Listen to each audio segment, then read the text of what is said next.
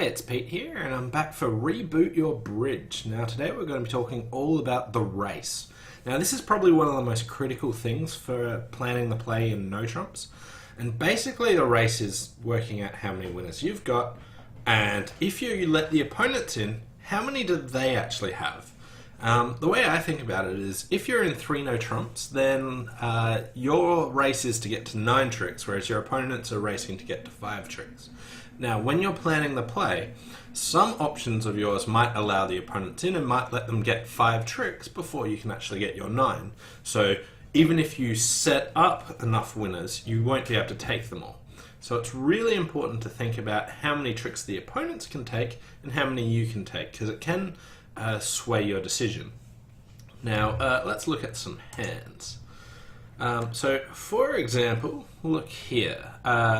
First step, we count our winners. We've got 1 spade, 3 hearts, and 4 clubs. No diamonds. So we've got 8 winners we can take at the moment.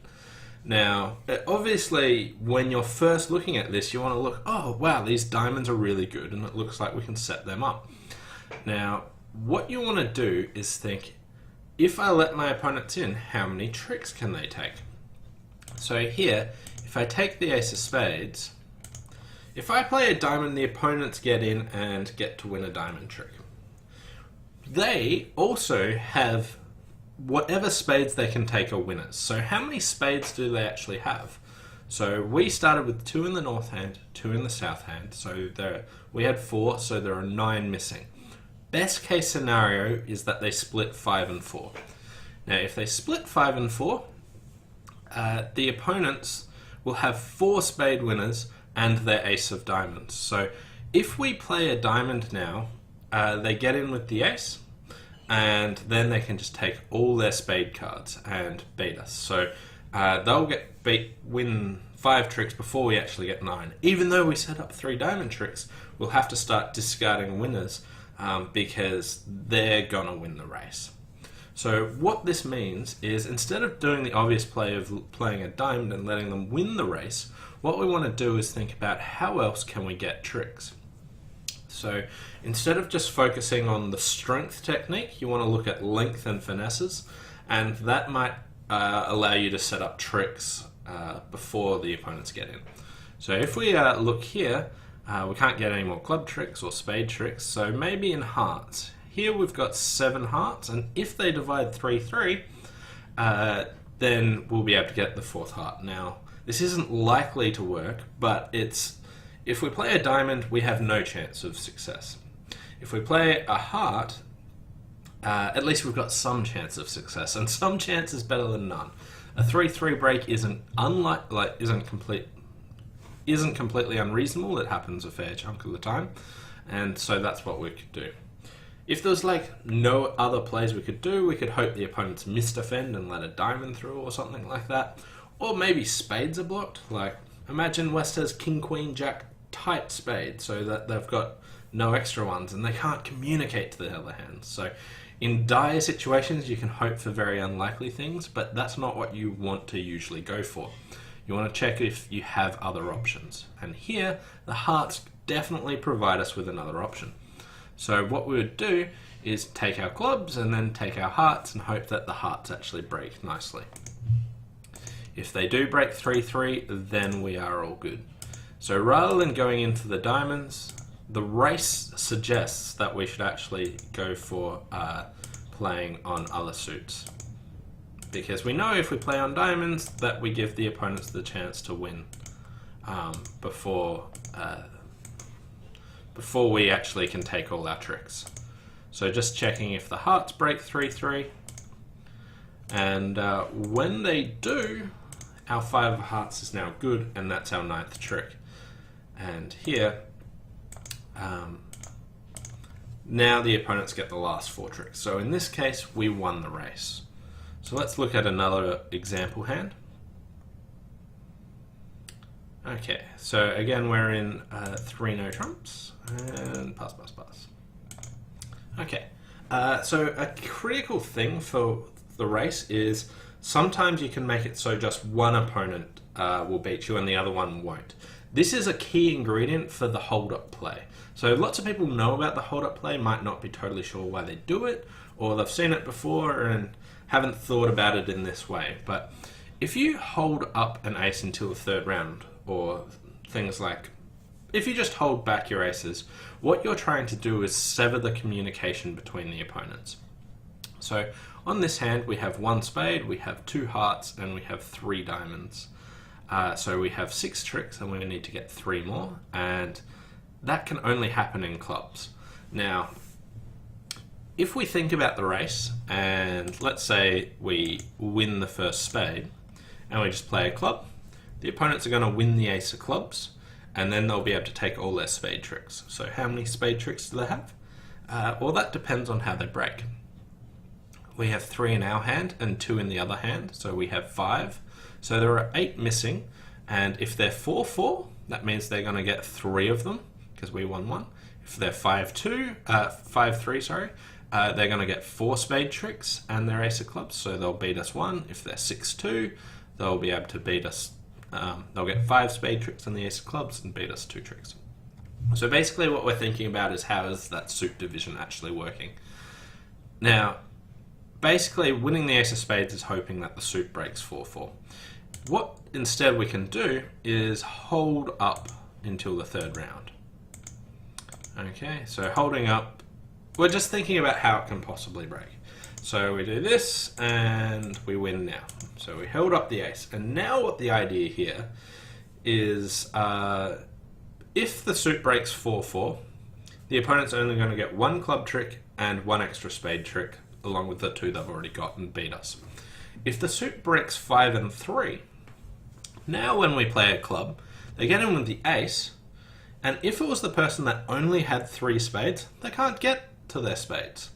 Okay, so they won't be able to take all their spade tricks. So if the person who only had 3 spades has the ace of clubs, they lose the race. They don't have the timing to get to all their winners because we've severed the communication.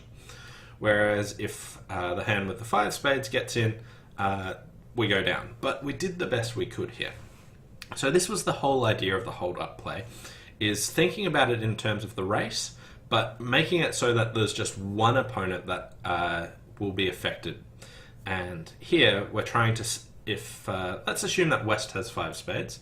If West has the ace of clubs, we're going to lose the race, but if East has the ace of clubs, we're going to win the race because they can't get their tricks.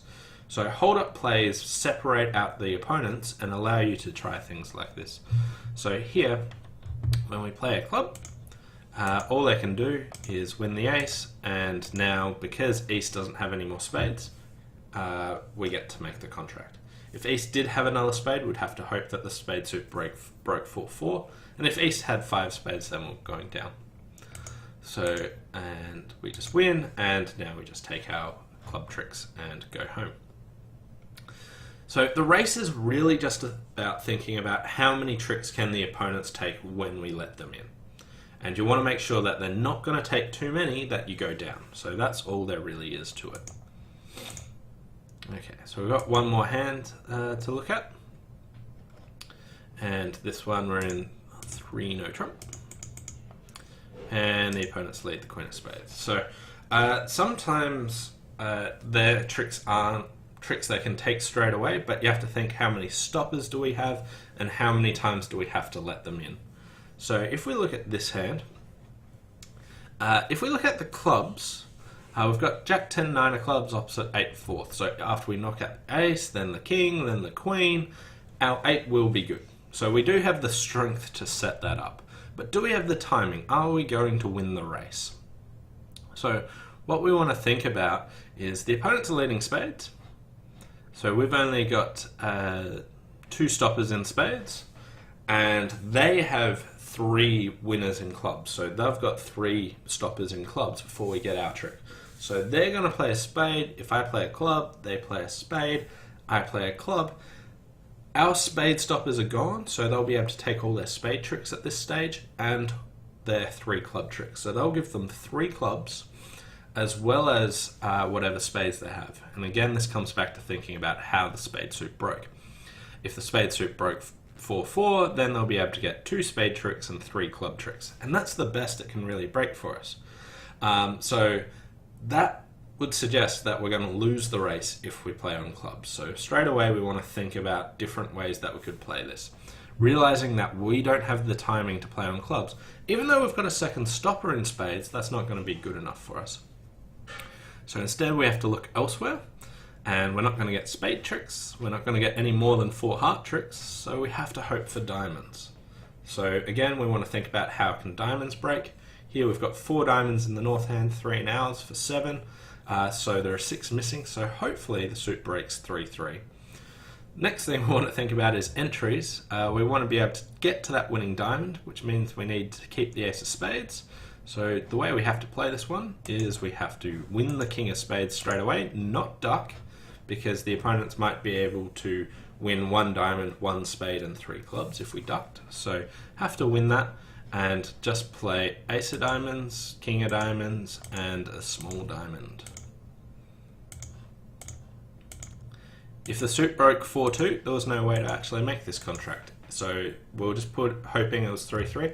Not particularly likely, but it does happen a fair chunk of the time. And here they win, and now, once we've let them in, they can only take 3 club tricks.